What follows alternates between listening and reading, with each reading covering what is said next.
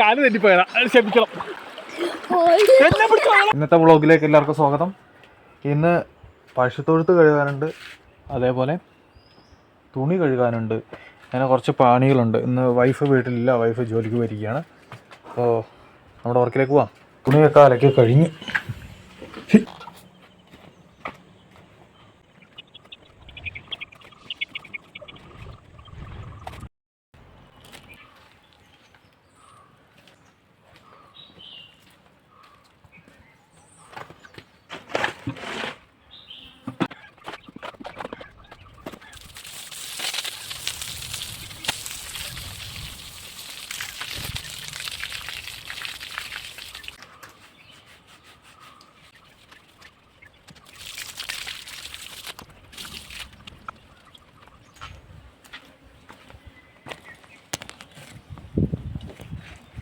നീലുവിനെ കൊണ്ടുവന്ന് കൂട്ടി കയറ്റി വെള്ളം കൊടുത്തു.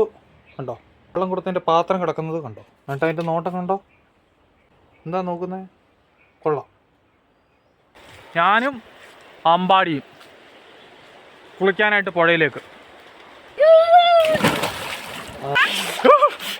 നല്ല തണുപ്പുണ്ട് ഗോയ്സ്.